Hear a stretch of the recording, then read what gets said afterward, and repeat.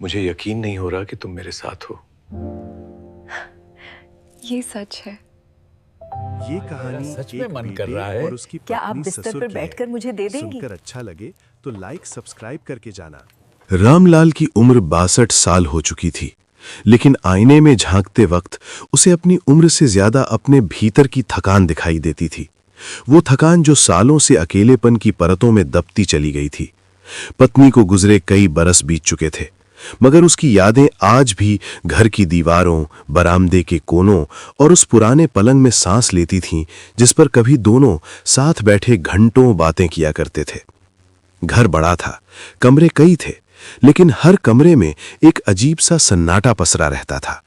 ऐसा सन्नाटा जो बोलता नहीं था, लेकिन हर पल कुछ कहता रहता था।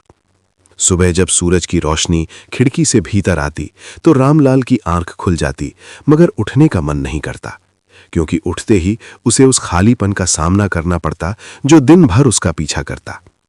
बेटा आर्यन रोजी रोटी के लिए सऊदी अरब में रहता था, मजबूरी में, हालात के आगे झुककर, और साल में मुश्किल से एक बार ही घर लौट पाता था। जब वो आता तो कुछ दिनों के लिए घर में रौनक लौट आती, बातें होती, हंसी सुनाई देती, मगर जैसे ही उसके जाने का दिन नजदीक आता, रामलाल का दिल पहले ही भारी होने लगता, जैसे कोई जानता हो कि खुशियां उधार की हैं और बहुत जल्दी वापस ले ली जाएंगी। बहू पूजा उसी घर में रहकर हर जिम्मेदारी निभा रही थी। सुबह से शाम तक घर संभालना, खाना बनाना, दवाइयों का ध्यान रखना, हर बात पूछना, हर जरूरत पूरी करने की कोशिश करना। लेकिन इसके बावजूद रामलाल का मन फिर भी खाली रहता था, क्योंकि वो जानता था कि पूजा अपने फर्ज निभा रही है, अपना धर्म निभा रही है, मगर जो खालीपन वो महसूस करता है वो किसी के फर्ज से नहीं भरता। पूजा सम्मान देती थी, सेवा करती थी, मगर वो अपनापन, वो बराबरी की बात, वो मन की सुनी अनसुनी जो पत्नी के साथ होती है, वो अब बस यादों में ही बची थी। दिन बीत जाते थे बिना किसी खास वजह के। सुबह अखबार पढ़ना, दोपहर की चुप्पी, शाम को बरामदे में बैठकर सड़क की तरफ देखते रहना, और रात आते ही दिल का और भारी हो जाना, जैसे अंधेरा सिर्फ बाहर नहीं भीतर भी उतर आया हो। कई बार वो खुद से बातें करने लगता, कभी पत्नी की तस्वीर के सामने बैठकर, कभी खाली कमरे में यूं ही, और कई बार उसे खुद पर हंसी भी आती कि इंसान इतना अकेला भी हो सकता है। तन्हाई धीरे धीरे उसे अंदर से तोड़ने लगी थी। पहले मन भारी होता था, फिर चिड़चिड़ापन आने लगा, और अब हालात ये थे कि भीड़ में भी उसे अकेलापन महसूस होने लगा था। उसे लगता था कि घर में लोग हैं, आवाजें हैं, जिम्मेदारियां निभाने वाले हाथ हैं, लेकिन दिल को समझने वाला कोई नहीं है। कोई ऐसा नहीं जो उसके मन के डर, उसकी उम्र का बोझ और उस खालीपन को समझ सके जो हर रात उसे नींद से पहले घेर लेता था।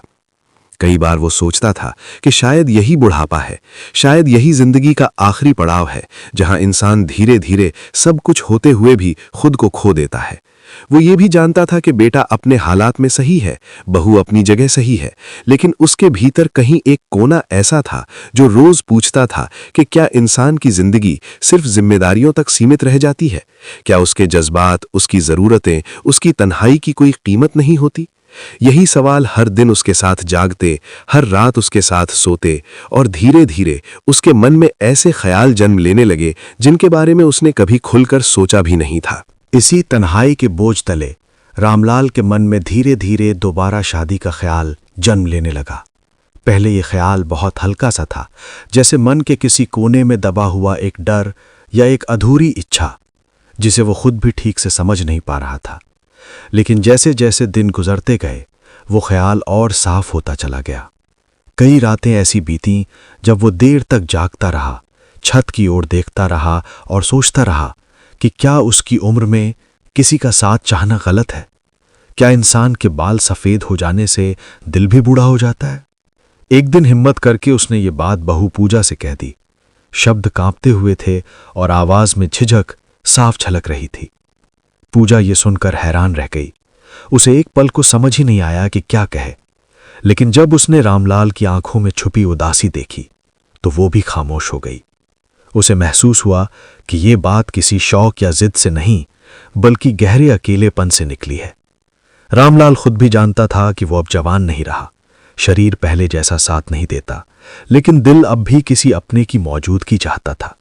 कोई ऐसा जिससे वो अपने दिन की छोटी छोटी बातें कह सके, जिसके सामने चुप भी रहे तो उसे खालीपन महसूस ना हो। कभी कभी वो खुद को समझाता कि ये सब गलत है, कि बहू है, बेटा है, घर है, फिर ये खालीपन क्यों नहीं भरता। लेकिन हर बार जवाब नहीं मिलता। जब अचानक बेटे के घर लौटने की खबर आती तो कुछ दिनों के लिए माहौल बदल जाता।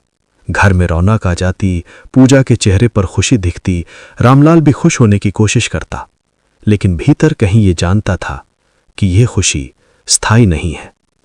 बेटे के जाने की तारीख जैसे जैसे पास आती वैसे वैसे उसका मन फिर भारी होने लगता।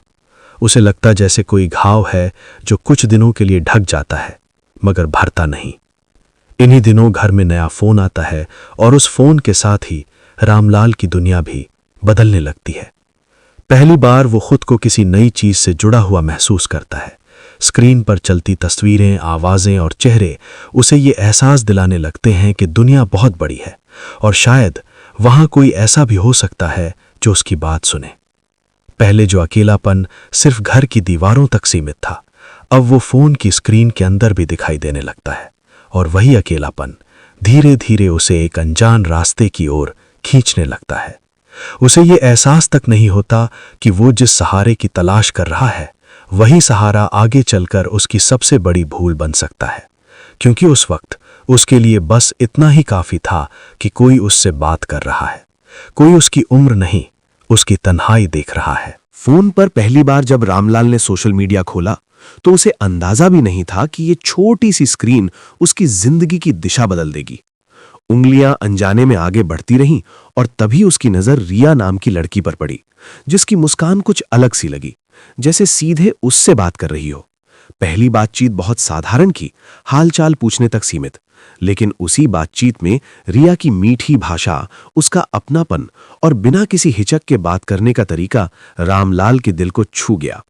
बरसों बाद उसे ऐसा लगा जैसे कोई उसे ध्यान से सुन रहा हो, उसकी बातें बीच में काटे बिना, उसकी उम्र या हालात पर सवाल उठाए बिना। हर कॉल के साथ उसका मन हल्का होने लगा, हर मैसेज के साथ उसे अपने भीतर एक नई ऊर्जा महसूस होने लगी। रिया उसकी छोटी छोटी बातों पर हंसती, उसकी तारीफ करती और उसे ये एहसास दिलाती कि वो अब भी खास है। रामलाल को धीरे धीरे लगने लगा कि वो फिर से जवान हो रहा है, जैसे समय कुछ कदम पीछे लौट आया हो। बातचीत लंबी होती गई, फोन की घंटी बजते ही उसका चेहरा खिल उठता और वो उन पलों का इंतजार करने लगा जब रिया की आवाज सुन सके। कुछ ही समय में बातें फोन तक सीमित नहीं रहीं और मुलाकात का ख्याल भी सहज लगने लगा। जब वे मिले तो रामलाल ने खुद को आईने में पहले से ज्यादा सीधा खड़ा पाया, जैसे उसे साबित करना हो कि वो अब भी कमजोर नहीं है। रिया का पास बैठना, उसकी आंखों में देखकर बात करना और हर बात पर हामी भरना रामलाल के भरोसे को और गहरा करता चला गया। उसे सचमुच लगने लगा कि आखिरकार कोई है जो उसकी भावनाओं को समझता है, जो उसके अकेलेपन को महसूस करता है। इन्हीं दिनों बेटे की चेतावनियां भी आईं, कभी सीधे शब्दों में तो कभी इशारों में, लेकिन रामलाल ने उन्हें गंभीरता से नहीं लिया।